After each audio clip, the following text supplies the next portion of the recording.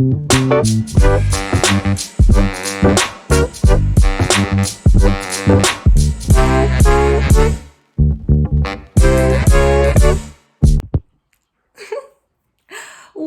up, kittens?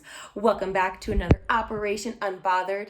Thank you for always choosing to spend your time with me here, exploring this multidimensional experience. It's a journey, it's illuminating, it's a process of recognizing oneself and nourishing the soul while on the journey of awakening from one's spiritual amnesia. I thought Marsha was up to something, so I was like, let me just look before I continue going. She's good, she's groovy. Okay. A Course in Miracles, principle number 12. Miracles are the effects of thought. Thought can make the lower order or create the higher order. This is the most basic distinction between intellectualization and true thinking. One makes the physical and the other creates the spiritual. And we believe in what we make or create. Lead. CAMPRO, also known as the California Association of Mental Health Peer-Run Organizations, hosts every year in Sacramento the LEAD Conference. It is a joyous time where peers or a person with lived experience, which can vary in application, and is a self-identity one can choose if they have lived experiences with mental health disharmony, substance use, or justice involvement. I went for the first time this year and literally had the dopest time. Imagine hundreds of people gathering together to advocate for self-directed mental health services.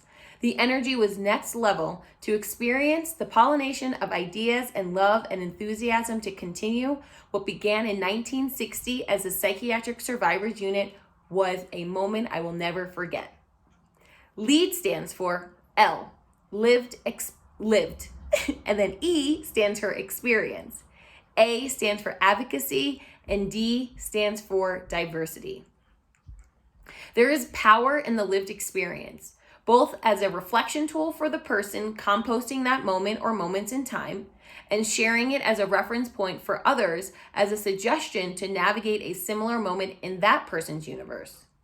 The balance comes from the perspective in which the lived experience is being shared. Is it victimhood? The intellectualization and miscreated thinking of a situation? Or is it with loving kindness, the true thinking that nothing wrong has happened? Russ Harris, the author of The Happiness Trap, uses diffusion techniques as a way to detach from feelings and emotions of experiences and thoughts. He states, diffusing from your thoughts helps to lessen their negative impact on your behavior. So diffusion is a vital step towards being able to act flexibly in accordance with your values instead of being dictated to the inflexible rules, reasons, or judgments. Consider this acceptance and commitment therapy diffusion exercise by David Foster Wallace. There are these two young fish swimming along, and they happen to meet an older fish swimming in the other way, who nods at them and says, "Morning, boys, how's the water?" And the two young fish swim on for a bit, and then eventually one of them looks over at the other and goes, "What the heck is water?" The immediate point of this fish story is that the most obvious, important realities are often the ones that are the hardest to see and talk about. Are you the older fish awakened to the multidimensional perception of the quantum field? Or the two young fish waiting for the right person to present the right thing at the right moment for you to be able to receive and consider? What is water anyways? Time is irrelevant as it provides the space to have experiences and learn both the lessons and blessings to then be composted into knowledge to be shared. My morning routine includes the 365-day 5 a.m. club morning call. Yes, it's at 5 a.m. Pacific time every single day. I started joining conference calls after listening to the book, The 5 a.m. Club by Robin S. Sharma. This book was very influential in my reprogramming of what it means to both have self-discipline and trust the process of evolution. Hannah, the weekend host of the 5 a.m. Club, was as per usual dropping gems and insight. She shared this acronym for LEAD. L, live intentionally. E, empower others. A, align your life. D, discipline is key. Like I said, what a gem. Here's my unbothered version of Hannah's lead. A quote from the 5 a.m. Club, the book. Victims have big TVs, leaders own large libraries. L, live intentionally unbothered. This to me is relinquishing internal judgment, relinquishing external judgment, and without any hesitation, choosing life, action, people, and mindsets that are divinely guided. This also means that when I'm out and a dope song comes on, and even if I'm sitting in line at the grocery store, I tap my toe, I shake my shoulders, I smile in glee. Or if I go out and there's no one on the dance floor, I jump on that dance floor and I move my body. It is complete gratitude and joy because, as this house music song says, the music is always around. You either hear it or you don't. So are you listening?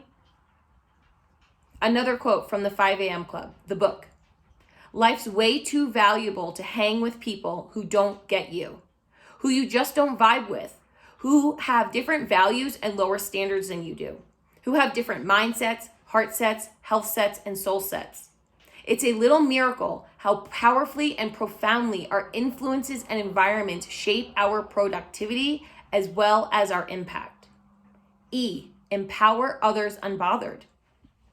Be around people who, when you are with them, it feels like you're at a high school football game at night. It is so bright, it is so illuminating that both of your souls are radiating exponentially. Embrace the light. Curate the energies around you that support your awakening. The journey goes on until you die. Make the most of this experience and elevate yourself, others, your community, your mindset, your habits, the content you consume, the food you eat, the places you adventure to. Turn up the brightness by empowering others to do the same. Be a role model. Be the first person on the dance floor. Another quote from the 5 a.m. Club, the book. A bad day for the ego is a good day for the soul. A, align your life unbothered. I have a relationship with Source that all day I'm chatting about with Source.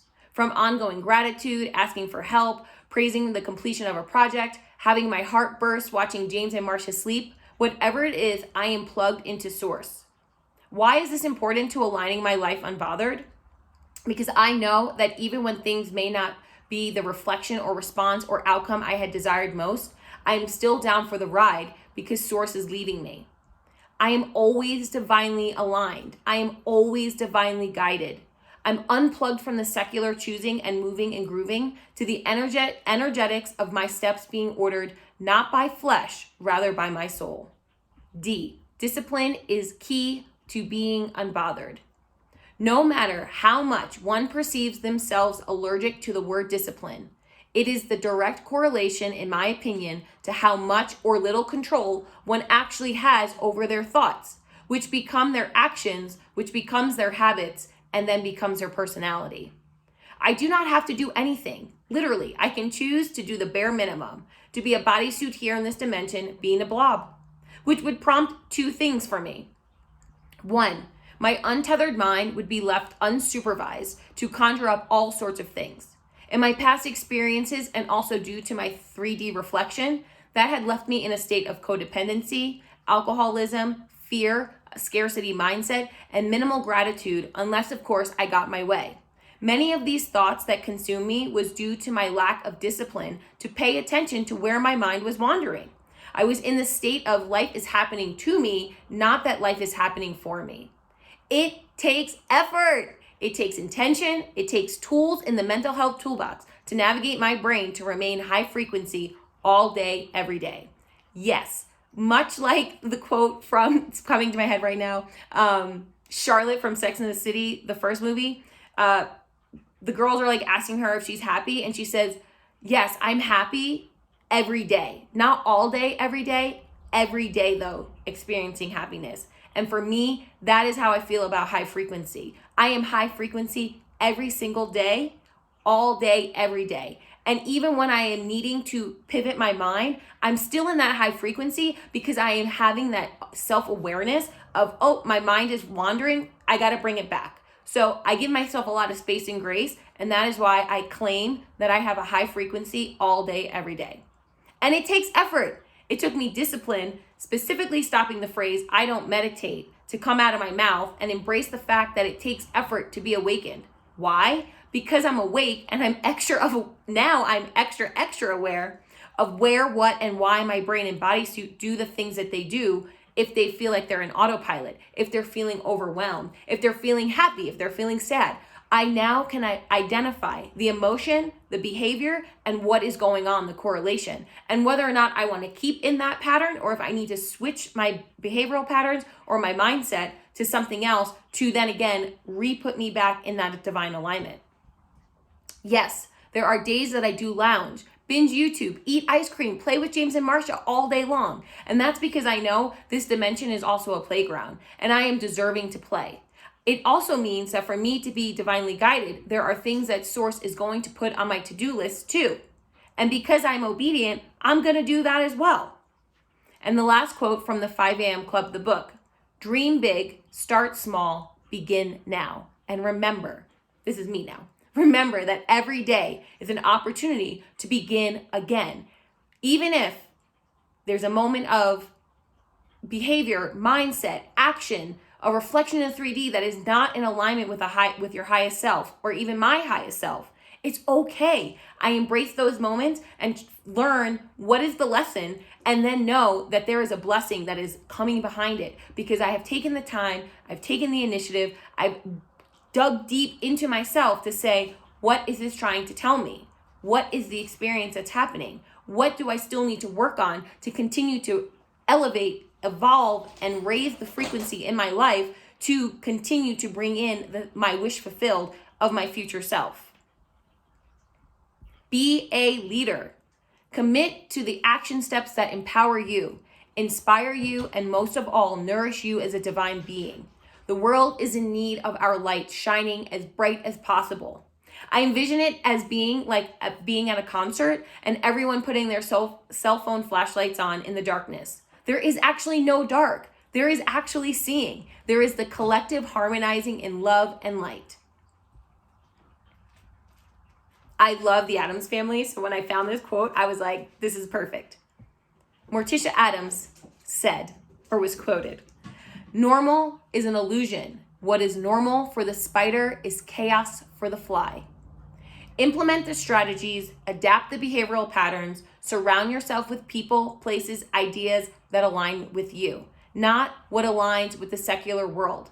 Unless what aligns with the secular world authentically aligns with your values, morals, and divine purpose. You do you, boo. There are souls assigned to me, to you, to each and every soul who has accepted this first player role of arriving in these bodysuits earthside to accomplish their own task of fulfilling their divine purpose. This is me advocating for each and every soul to reach their manifestation of awakening from their spiritual amnesia and passing along the information to others to create the swarm we need to continue to raise the consciousness, the kindness, the joy, the love, the play, and the divine alignment that we are all fragments of one source here earthside, reuniting in love and brotherhood. That was so yummy. With that, everyone, I want to wish you a grand rising, a grand afternoon, a grand evening, wherever you are in the world. Blessings and abundance, love and light, and I look forward to seeing you tomorrow. Remember, be the first one to dance. It always brings other people. Be the starter of the swarm in your universe. I believe in you, you believe in yourself, and keep saying it because it is the truth. We are awakening together. We are moving this collective energy to be higher, to be vibrating even more in love and more in joy and more in play. And what a delight to be here at this time, space, reality, to be able to witness. Can I get an ashe? Witness this divine moment of life. I'm so excited. Okay, I'll see you later, alligator.